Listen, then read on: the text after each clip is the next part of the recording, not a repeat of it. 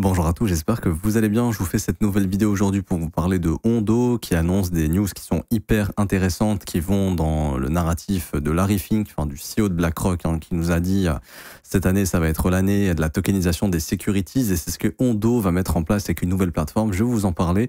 C'est pas une vidéo sponsor, on a plein des fois qui se demandent. À chaque fois que j'analyse un altcoin, même si c'est pas vous qui demandez dans les commentaires, c'est jamais sponsorisé. J'ai jamais fait une sponsor pour en analyse de coin, etc., etc.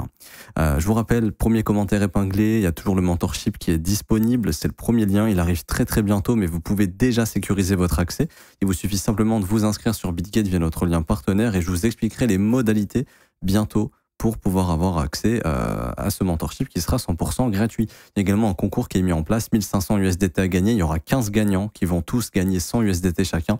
C'est très simple, il vous suffit simplement de faire un compte sur Bitget via notre lien partenaire, d'indiquer votre mail, ensuite votre identifiant Bitget et ensuite pour assurer votre participation, il faut juste valider le KYC et faire un dépôt de 100 USDT sur la plateforme et je ferai le tirage au sort parmi toutes ces personnes. Si vous avez déjà un compte, que vous avez déjà fait le KYC via notre lien partenaire et que vous avez déjà fait un dépôt sur le compte, vous pouvez participer à ce concours. Ce n'est pas que pour les nouveaux arrivants, je tiens à le préciser.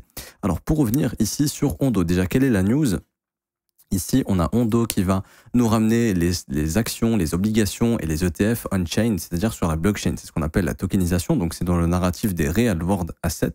Ils vont lancer la plateforme Ondo Global Market, pour simplement offrir un accès aux assets traditionnels depuis la blockchain. Alors, les détails sur les assets qui seront disponibles, etc., ne sont pas encore connus, mais grosso modo, Ondo dit que l'objectif, ce sera de fixer un petit peu le système pour eux qui est cassé, si vous voulez, en faisant un marché beaucoup plus accessible, transparent et efficient. C'est un petit peu ici ce que dit ce compte Twitter Satoshi Club et c'est un petit peu les paroles qui ont été reprises de Ondo Finance.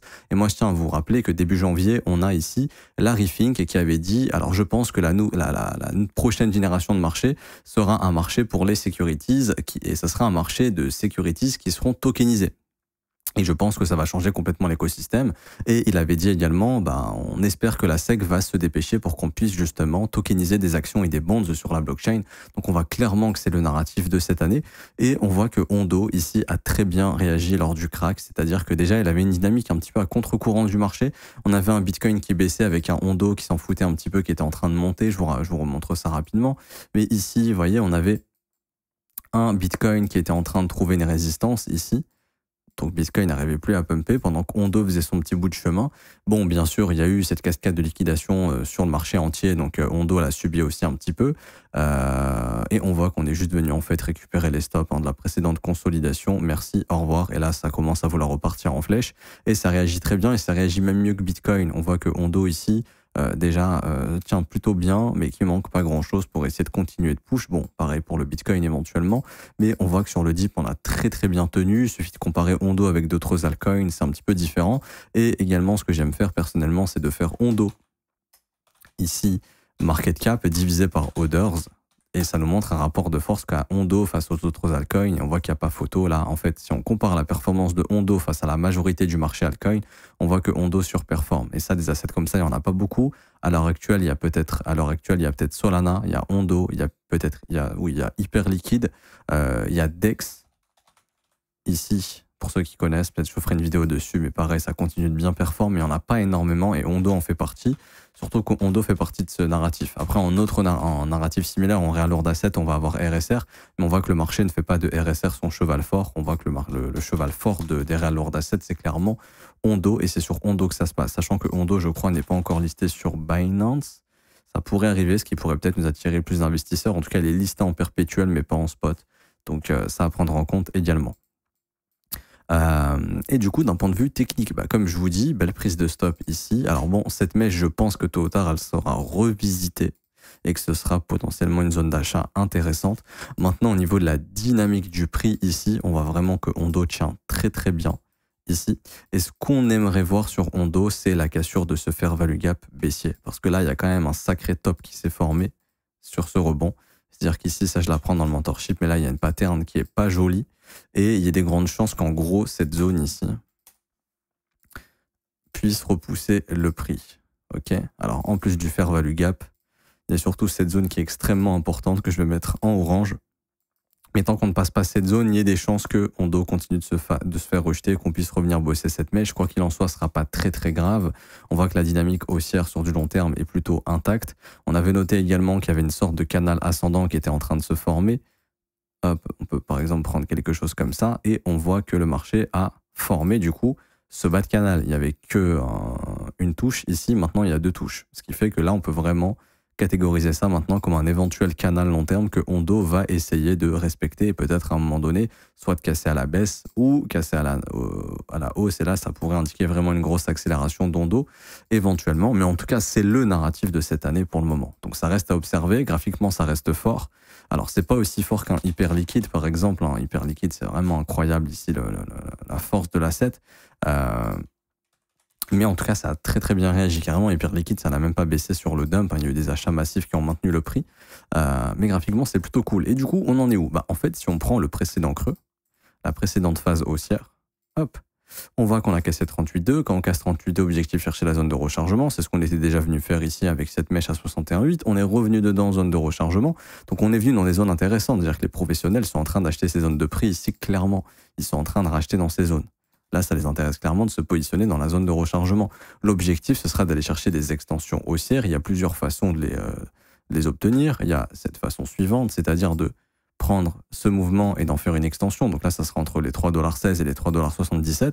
Il y a également la possibilité de prendre ce plus haut, ce plus bas et de faire exactement la même chose et de voir un petit peu est-ce que ça nous ramène plutôt dans les mêmes zones. Donc on voit qu'il y a une grosse confluence ici autour des 3,15 $. Donc ce serait un objectif à atteindre pour Hondo. En termes de capitalisation, si Hondo devient un des plus gros assets et devient un narratif extrêmement fort, on est à 4,3 milliards de market cap.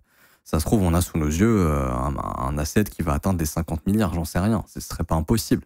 Si les mecs arrivent à tokeniser, être les premiers à le faire et à le faire correctement, faut se dire qu'en termes de market cap, on est vraiment sous-évalué.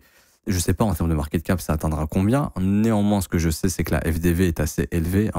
Pour atteindre ce prix, quand tous les tokens seront dilués, il faudra 13,9 milliards de market cap. Mais en soi, ce n'est pas vraiment un problème. Pour le moment, on voit que malgré les unlocks de tokens, vous voyez, il y a eu un unlock de tokens ici récemment, le prix n'a pas flanché du tout. Donc ça, c'est plutôt encourageant. Et on voit que le market cap continue d'augmenter. Et pour l'instant, on est tranquille. Alors, je vais essayer d'aller choper sur Chain Broker la tokenomics, parce que les unlocks, même si en soi ils sont pas dumpés, c'est unlock, savoir que ça va gonfler le market cap et c'est important de le prendre en compte. Ok. Et maintenant on arrive sur des unlocks qui vont arriver à peu près tous les mois ici. Et on voit qu'il y en a à peu près, ouais c'est pas mal pour les investisseurs ici. Il y a à peu près maintenant 150 millions, attendez, 252 moins 126, on va calculer ça. Hop. Ça nous fait 126 millions. Il y a à peu près 126 millions de tokens qui vont être dilués chaque mois, dédiés aux investisseurs. Ça nous fait ici, fois 1,40 à peu près. Ça nous fait à peu près 176 millions de dollars qui est release tous les mois pour les investisseurs. Bon, c'est pas non plus énorme, honnêtement. Franchement, et après on voit que ça commence à devenir linéaire après juin 2025. Donc ce premier trimestre, un peu d'unlock. Mais en soi, pour l'instant, on voit que le marché s'en fout et que les dips sont rachetés massivement. Donc, il y en a beaucoup qui continuent de racheter. Il y a probablement des institutions ici qui se disent c'est une opportunité incroyable. C'est une opportunité incroyable. On voit également, alors peut-être pas, il manquait rien pour revenir chercher cette ligne de coup. Si jamais il y a une future chute au cours de ce premier trimestre, il faudrait s'attendre éventuellement à ce que Hondo vienne juste combler, pourquoi pas, les 2 fair value gap vectoriels qui sont ici. On voit qu'il y en a un qui a été comblé, alors pas entièrement, on y est revenu vite fait ici. On a juste fait une petite mèche, vous voyez, mais il manque un fair value gap ici. Quoi qu'il en soit, si on revient dans ces zones, je dirais là autour des 88-75 centimes, peu importe, dans plusieurs semaines, au cours de ce premier trimestre, si cette chute n'est pas finie, ça serait des zones extrêmement intéressantes. En tout cas, Hondo est clairement en train de s'aligner comme un actif avec le plus gros narratif de cette année 2025. Et ça commence à se voir au niveau du prix où, sur ce genre de dip, les dips sont rachetés très rapidement. Donc ça prouve qu'il y a de gros poissons qui se positionnent vite, qui capturent du supply ici. Et leur objectif serait d'essayer d'aller vendre tout ça plus haut. Peut-être qu'on pourrait avoir un Hondo qui irait se faire une place dans le top 10, top 15, top 20 du market cap. Par exemple, en fin de bull run, si Hondo n'est ne serait-ce que dans le top 20, on peut spéculer sur un top 20 minimum à 20-30 milliards de market cap en ticket d'entrée. Donc on serait au-dessus des 20-30 milliards de market cap. On serait sur des multiplicateurs qui seraient assez intéressants.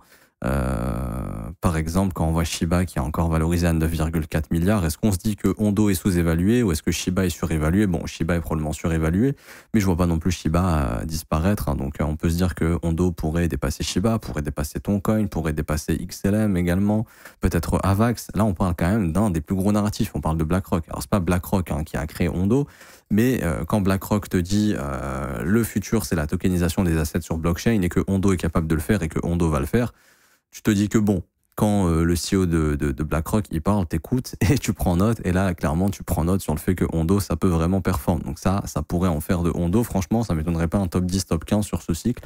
Ça m'étonnerait pas. Donc voilà, c'était pour vous parler de tout ça. C'est pas pour vous inciter à l'achat, honnêtement, que vous achetez du Hondo ou non, je m'en fous un petit peu. C'est pour parler de choses qui sont factuelles. Hein. C'est clairement factuel ce qui est en train de se passer sur le prix. Dans le monde de la finance, et fondamentalement, donc je rappelle la plateforme qui sortira bientôt pour permettre la tokenisation. Et derrière, Larry Fink qui ne fait que de nous dire bah, la tokenisation, c'est le futur, il faut vite que ça se mette en place. Donc si le gars nous dit ça, c'est que clairement, gros narratif autour de Hondo. Et pour les objectifs comme d'hab, bah, là, c'est des objectifs mathématiques. Maintenant, il faut bien comprendre qu'on peut clairement aller plus haut si on est en train d'assister à la naissance d'un mastodonte de la tokenisation. C'est sky is the limit. Après, hein, on peut vraiment aller chercher, je sais pas moi, des extensions assez folles. Déjà, si je prends ici cette structure haussière, hop, je vous donne des objectifs, hein, on peut aller chercher entre 7,30 $ et 9 $ par exemple. Je dis pas qu'on va y aller, mais il y a des objectifs mathématiques dans les 2,84, dans les 4,60, il y a entre 7,50 et 9,22. Sait-on jamais. Mais ça pourrait être des objectifs. En tout cas, graphiquement, sur du long terme, on voit que ça se construit doucement comme ça. Et on ne voudrait pas faire un nouveau plus bas, on voudrait ici aller chercher un nouveau sommet ascendant pour continuer cette dynamique qui est en train de se former et de continuer d'avoir une appréciation du Hondo sur du long terme. Je m'arrête ici pour aujourd'hui, j'espère que ça vous aura plu. Si c'est le cas, n'hésitez pas à bombarder les pouces bleus, vous abonner si ce n'est pas déjà fait.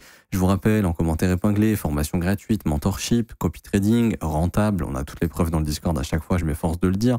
Vous avez ici les stratégies GOAT estimées à 47%, voire 48% de rendement annuel, les stratégies SPT qu'on est encore en train d'améliorer ici, 13 TP, 12 SL, 6 BE la semaine dernière, et également les stratégies LIM qui ont sorti 33 TP et qui ont capturé les dips cette semaine là sur la grosse chute qu'on a eue et qui ont déjà fait pas mal de TP sur les rebonds.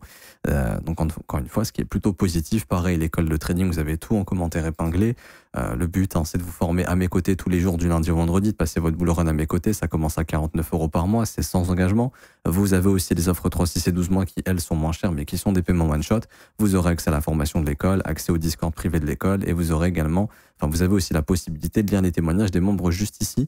Quoi qu'il en soit, vous êtes les bienvenus. Je m'arrête ici. Bonne journée à tous. On se retrouve bientôt. Ciao, ciao.